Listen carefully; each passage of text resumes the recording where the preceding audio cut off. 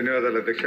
Minister గారి సమాధానంలో సుమారు 1,45,000 ఎకరాలు ఇండస్ట్రియల్ పార్క్స్ కింద ఈ రాష్ట్రంలో వివిధ కేటగిరీల కింద రిజర్వ్ చేస్తున్నారు. మీరు ఇచ్చిన సమాధానంలో స్పష్టంగా ఇప్పటికీ కూడా అన్డెవలప్డ్ ల్యాండ్ పార్సల్ 20,356 ఎకరాలు ఉంది అధ్యక్ష. అదే కాకుండా బల్క్ ల్యాండ్ పార్సల్ 51,000 ఎకరాలు ఉంది.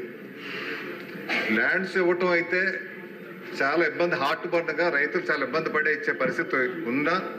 ఏదో పరిశ్రమలు వస్తాయి, అభివృద్ధి అయితే వాళ్ళకు ఉద్యోగ అవకాశాలు వస్తాయని చెప్పి వాళ్ళు భూములు ఇవ్వడానికి ముందుకు వచ్చినప్పుడు తీసుకున్నటువంటి భూమి ఉపయోగం లేకుండా ఉంటే మటుకు అది మంచిది కాదు అధ్యక్ష. దీని మీద ల్యాండ్ ఆడిట్ చేయాల్సినటువంటి అవసరం ఉంది.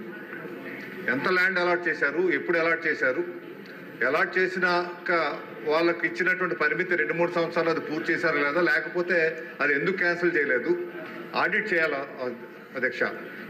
గత ప్రభుత్వంలో ఇటువంటిదే చాలా లార్జ్ స్కేల్లో అక్రమాలు జరిగాయి అధ్యక్ష. మీకు ఉదాహరణకు ఒక లేపాక్షి, మీకు ఐడియా ఉంటుంది, ఇండస్ట్రియల్ కారిడార్లో సుమారు 10,000 ఎకరాలు, 9,000 నుంచి 10,000 ఎకరాలు కేటాయించి దాని మీద రుణాలు తీసుకొని అక్కడ ఏ పరిశ్రమలు పెట్టకుండా మళ్ళీ బ్యాంక్ ఆక్షన్కి అయితే అవి ఆక్షన్లో 500 కోట్లు తీసుకొని ఈ 1,000 కోట్ల ప్రాపర్టీని వాళ్ళు దారాదత్తం చేసుకునేటువంటి పరిస్థితి వెళ్ళింది అధ్యక్ష.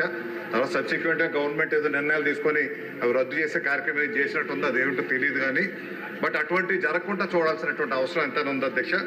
దీంతో పాటు ల్యాండ్ లోజర్స్ ఎవరైతే ఉన్నారో, పరిశ్రమలకి భూములు ఎవరైతే ఇచ్చున్నారో వారికి తప్పనిసరిగా అక్కడ ఉన్నటువంటి అవకాశాల ప్రకారంగా కనీసం నాన్ టెక్నికల్గా వారి అర్హత బట్టి ఆ ల్యాండ్ లోజర్స్కి ఉద్యోగాలు ఇచ్చేటువంటి అవకాశాన్ని కల్పించే విధంగా ఒక విధి విధానాలు రూపొందించాల్సినటువంటి అవసరం ఎంత ఉంది అధ్యక్ష. వారికి ఉద్యోగం రాదు, ఈ భూములు ఇచ్చి సర్వస్వం కోల్పోయినటువంటి భూ యజమానులు ఎవరైతే ఉన్నారో వారు పూర్తిగా నష్టపోతున్నారు అధ్యక్ష. వారు ముందే కోట్లాది రూపాయల ల్యాండ్ కాస్ట్ పెరుగుతుంది కానీ వారికి అందులో కనీసం ఒక ఉద్యోగ అవకాశం, ఎటువంటి ఉద్యోగ అవకాశాలు కూడా లేనటువంటి పరిస్థితి ఏర్పడ్డది అధ్యక్ష. ఈ పరిస్థితి నుంచి సవరించాలంటే ఒక నిర్దిష్టమైనటువంటి విధి విధానాలు ఉండాల్సిన అవసరం ఉంది. వారికి ఎంప్లాయ్మెంట్ ఏ రకంగా ఇవ్వాలి, భూమి పోయిన ప్రతి కుటుంబం నుంచి ఒకరికైనా సరే అక్కడ ఉన్నటువంటి పరిశ్రమలో ఉద్యోగాలు ఇవ్వాలి.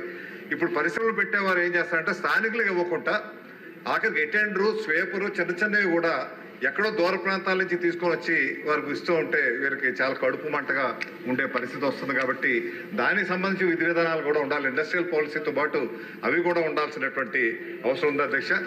దీంతో పాటు ఎక్కడైతే ఇండస్ట్రియల్ పార్క్స్ ఉన్నాయో అక్కడ ఐటీఐ, పాలిటెక్నిక్ పెట్టి అక్కడ ఉన్న పరిశ్రమలకు అనుగుణంగా అక్కడ భూ నిర్వాసితులకి కొంత కోటా పెట్టి వారికి అక్కడ చదివించి వారికేమో నైపుణ్యాభివృద్ధి చేసేటువంటి శిక్షణ కార్యక్రమాలు కూడా ఏర్పాటు చేయాల్సినటువంటి అవసరం ఉంది అధ్యక్ష. మనకు స్టీల్ ప్లాంట్ మీకు తెలుసు, ఎప్పుడో 60s, 70s వచ్చినటువంటి స్టీల్ ప్లాంట్కి 25,000 ఎకరాలు కేవలం 2,000 రూపాయలతో ఇచ్చినటువంటి రైతులు ఇప్పటికీ ఆ కుటుంబాల నుంచి ఆర్ కార్డు ఇచ్చారు కానీ ఇప్పటికీ ఉద్యోగాలు లేనటువంటి పరిస్థితి ఉంది. కాబట్టి అటువంటి ఒక నిర్ణయం తీసుకోవాల్సినటువంటి అవసరం ఉంది. మాకైతే అనకాపల్లి జిల్లాలో అచ్యుతాపురం SEZలో చాలా పెద్ద SEZ అధ్యక్ష, సుమారు 12-13 ఎకరాలు ఉంటాయి మా విజయ్ కుమార్ గారి నియోజకవర్గంలో.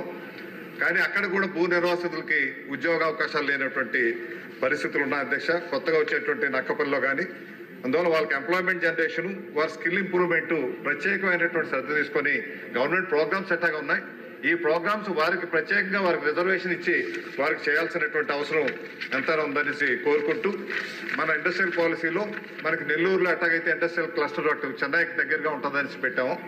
సిటీ చాలా వెల్బింగ్ రెస్పాన్స్ వచ్చి చాలా సక్సెస్ఫుల్గా నడుస్తున్నటువంటి పరిశ్రమ అధ్యక్ష.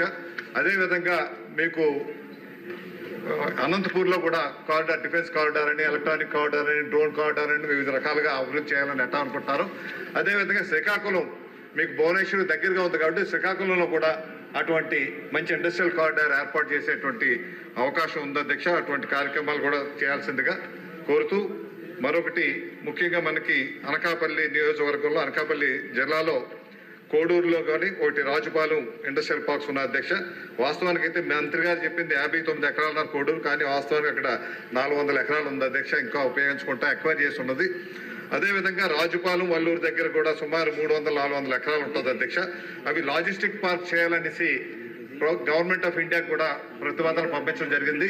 వాటికి కావాల్సినటువంటి అప్రోచ్ రోడ్స్ కూడా ఉండాల్సినటువంటి అవసరం ఉంది. కాబట్టి అవన్నీ ఆ ఇన్ఫ్రాస్ట్రక్చర్ కూడా తయారు చేసి అవి త్వరితగతిన ఉపయోగంలోకి వచ్చే విధంగా ఈ ఏవైతే బేరల్ ల్యాండ్స్ ఏవైతే ఎక్విజిషన్ చేసుకొని ఖాళీగా ఉండిపోయినటువంటి స్థలాలు ఏవైతే ఉన్నాయో 20,000 ఎకరాలు, 51,000 ఎకరాలు, సుమారు 70,000 ఎకరాలు ఉంది. కాబట్టి వీటిని ఏ రకంగా అభివృద్ధి చేస్తారు, అక్కడ భూ నిర్వాసితులకి ఏ రకంగా ఉద్యోగ అవకాశాలు కల్పిస్తారు, తప్పనిసరిగా కొంత కేటాయించి వారికి ఉద్యోగ అవకాశాలు కల్పించే విధంగా ఉండేటువంటి ఇండస్ట్రియల్ పాలసీ తప్పనిసరిగా ఉండాల్సిన అవసరం ఉంది. మన ఇండస్ట్రియల్ పాలసీ కూడా ఇంప్లిమెంట్ చేయాల్సిందిగా మీ ద్వారా మంత్రివర్యులు కోరుకుంటున్నాను అధ్యక్షుడు.